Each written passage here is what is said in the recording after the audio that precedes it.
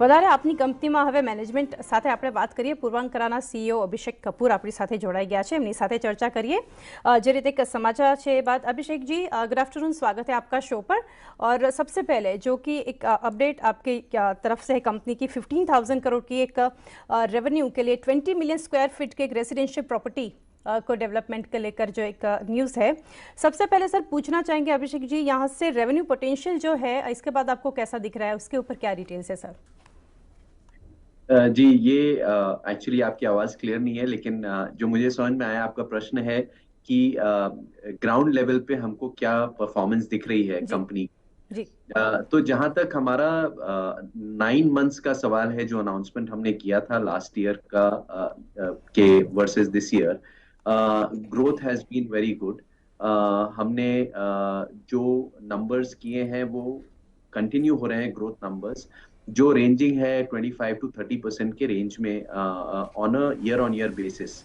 तो ये number continue हो रहे हैं। हमने 6 मिलियन स्क्वायर फुट का लॉन्च पिछले साल में किया है और अगले साल में 14 मिलियन स्क्वायर फुट का लॉन्च हम करने वाले हैं, जिसमें पूर्वांकरा, प्रोविडेंट और पूर्वा लैंड साउथ और वेस्ट रीजन मिलाकर के टोटल रहेगा।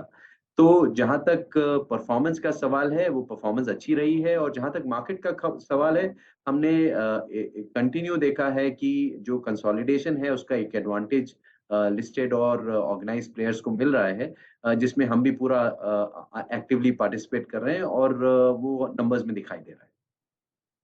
Sir Abhishek ji, next question मेरा रहेगा ऑन एमएसएफ फ्रंट पे। हम जानना चाहेंगे मिलियन स्क्वायर फीट के फ्रंट पे जियोग्राफिकली एक्सपेंशन या एडिशंस के आपकी क्या प्लान आगे से हम देख रहे हैं? जी, जहाँ तक एक्सपेंशन और ग्रोथ का सवाल है, ये जो 14 मिलियन स्क्वायर फुट है वो तो हमारे करंट इन्वेंट्री और करंट जो 50 मिलियन स्क्वायर फुट है हमारे पास पोर्टफोलियो में, उससे आ रहा है। और जहाँ तक न्यू एक्विजिशन का सवाल है, हम बहुत एक्टिवली मार्केट में न्यू एक्विजिशन में एंगेज्ड हैं।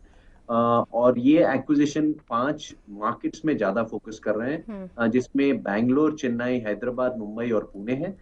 और ये आप देखेंगे अगले 6 से 9 महीने में न्यू एक्विजिशन जैसे जैसे अनाउंस होंगे। लास्ट क्वार्टर में हमने एक एक्विजिशन चेन्नई में प्लॉटेड डेवलपमेंट में अनाउंस किया था, और इस क्वार्टर में भी एक अनाउंसमेंट होगा। और आगे के 2 क्वार्टर्स में आप और एक्टिव अनाउंसमेंट देखेंगे ऑन न्यू एक्विजिशन। तो जो ग्रोथ प्लान है वो साउथ और वेस्ट में कंटिन्यू हो रहा है।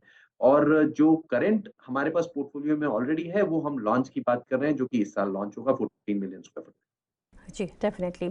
साथ ही सर नेक्स्ट, जबकि ये योजना के बारे में हम लोग जान रहे हैं फॉर एक्सपेंशन एंड जो न्यू प्रोजेक्ट्स जो है अपकमिंग, तो कुछ कैपिटल रेजिंग के ऊपर कंपनी के कुछ प्लान्स हैं? जी, कमर्शियल की बात करें आप? जी, ओके। सो कमर्शियल में डेफिनेटली हमने already 3 million square foot launch कर दिया है इस साल में, जिसमें ऑलरेडी 3 मिलियन अंडर कंस्ट्रक्शन है। और एडिशनल प्रोजेक्ट्स एक्टिव नेगोशिएशन और एक्टिव ड्यू डिलिजेंस मोड में है। वो भी हम इस कमिंग ईयर में फर्दर एक्विजिशंस अनाउंस करेंगे। डेफिनेटली कमर्शियल एक इम्पॉर्टेंट पार्ट है, पर अगर आप हमारा टोटल पोर्टफोलियो देखें, जो हमारा गोल है, वो प्लान ये है कि 35% बिजनेस हम पूर्वांकरा में करेंगे of let's say 100% of the business. 35% Puravankara में करेंगे, करीब करीब 35% प्रोविडेंट में करेंगे, और करीब 20% हम पूर्वा लैंड में करेंगे, जो कि हमारा प्लॉटेड डेवलपमेंट है। और करीब 10% हमारा कमर्शियल पोर्टफोलियो रहेगा।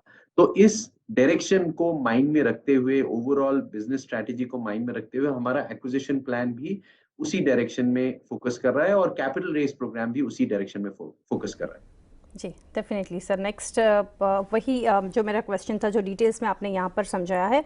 नेक्स्ट सर जानेंगे नेक्स्ट फाइनेंशियल ईयर में जो कि 7 लॉन्चेस जो कंपनी का प्लान है आगे जाकर, वो डिटेल्स क्या है? फॉर एग्जांपल बेंगलुरु, कोची, चेन्नई, कोयम्बटूर में काफ़ी डिटेल्स जो है प्रोजेक्ट्स भी है। उसके ऊपर सर जो 7 लॉन्चेस है प्लान है, उसके ऊपर बताएंगे कुछ?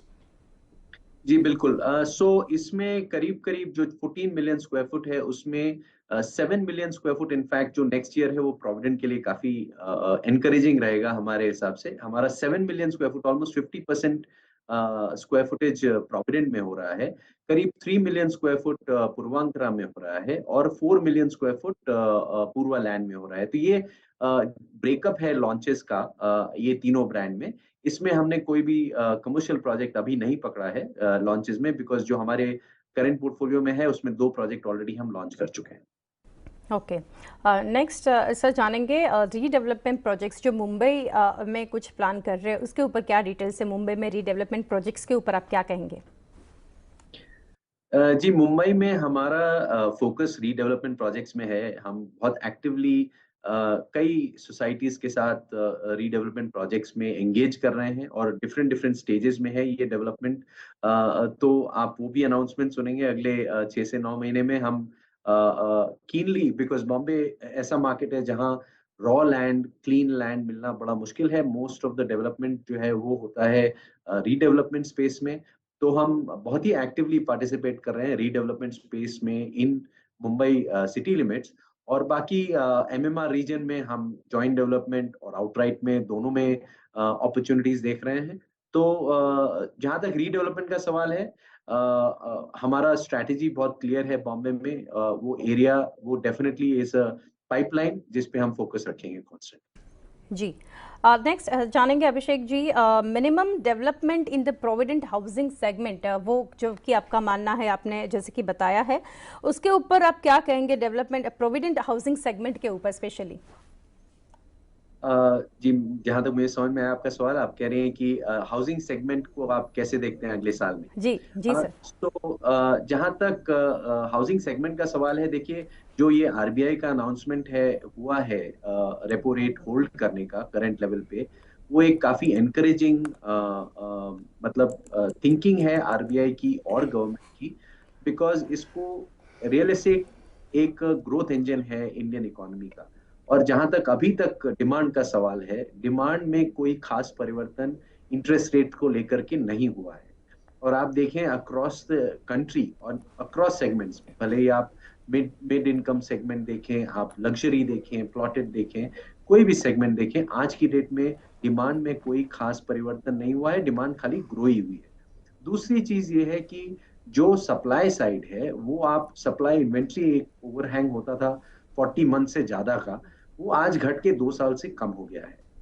और कई सिटीज में जैसे बैंगलोर में 1 साल से भी कम इन्वेंट्री है। तो मतलब जिस रेट पे आज सेल्स हो रही हैं, उस रेट पे 1 साल के अंदर सारी इन्वेंट्री बिक जाएगी। तो इसका मतलब ये है कहने का कि जो आज डिमांड है और जो सप्लाई सिचुएशन है, उसमें फेवरेबल है एनवायरमेंट के लिए और इंडस्ट्री के लिए। और जहां तक ये इंटरेस्ट रेट का सवाल है, हमें लगता है कि इसका कोई इम्पैक्ट आज नहीं होगा और आगे जो डिमांड की बॉयंसी है वो जारी रहेगी। दूसरी चीज ये है कि जो कंसोलिडेशन हो रहा है वो भी जारी रहेगा। तो जो लिस्टेड या ऑर्गेनाइज प्लेयर हैं उनको इसका बेनिफिट मिलता नजर आएगा। तो मार्केट ग्रोथ हमें लगता है ये कंटिन्यू रहेगा 23-24 में। और इसका एक ज्यादा एडवांटेज आपको ऑर्गेनाइज ब्रांडेड प्लेयर्स में दिखेगा। जी डेफिनेटली। और sir rising interest rate scenario के ऊपर मैं पूछना चाह रही थी, उसके ऊपर तो आपने काफ़ी डिटेल्स दी है, बट रिसेंटली आरबीआई के द्वारा जो रेपो रेट पोज यहाँ पर किया गया है, लास्ट वीक की अगर बात करें तो रेपो रेट में कुछ बदलाव नहीं किया गया, उसका कहीं ना कहीं कुछ असर आप सेगमेंट के ऊपर कुछ देख रहे हैं? जी देखें, जो हमें दिखाई दे रहा है कोविड के दौरान, और ये बड़ा एक इंटरेस्टिंग फैक्ट है, हमने कुछ रिसर्च भी की है इसके ऊपर। कोविड के दौरान लोगों ने काफी सेविंग्स की है और उसका काफी इन्वेस्टमेंट्स उन्होंने एक एडवांटेज लेके मार्केट में इन्वेस्टमेंट्स किए हैं। और वो इन्वेस्टमेंट्स ले करके एक एडवांटेज लोगों को रहा है। और लास्ट अगर आप देखें 2 साल में, तो काफी ज्यादा लोगों ने अपने ओन इक्विटी कंट्रीब्यूशन से घर खरीदे हैं, जिसमें लोन कम लिया है और इक्विटी कंट्रीब्यूशन ज्यादा हुआ है।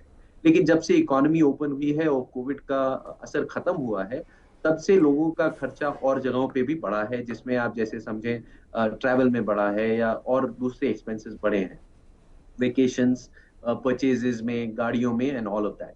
तो अब लोन का वॉल्यूम बढ़ता नजर आ रहा है, लेकिन लोगों का जो डिसीजन है, बाइंग डिसीजन है, वो इनफैक्ट काफी एनकरेजिंग है। और ज्यादा से ज्यादा लोग, इनफैक्ट मुझे लगता है कि आगे ये अपॉर्चुनिटी और इंक्रीज होगी, क्योंकि ये जो वर्क फ्रॉम होम वाला कल्चर था वो कम होता नजर आ रहा है और ज्यादा से ज्यादा कंपनियां अब एम्प्लॉयज को 100% या एटलीस्ट मिक्स हाइब्रिड कल्चर में वापस ऑफिस बुला रही है। तो बहुत सारे लोग हैं जो अभी भी वर्क फ्रॉम होम बाहर हैं, वो सब वापस आते नजर आएंगे, और जैसे वो आएंगे इसमें वॉल्यूम बढ़ेगी। और रेंट का भी अगर आप देखें तो रेंटल्स भी बढ़े हैं, क्योंकि रेंटल्स बढ़े हैं तो वो जो इंटरेस्ट और रेंट के बीच का आर्बिट्राज है वो भी कम हुआ है, उसकी वजह से भी डिमांड में एक पॉजिटिविटी है।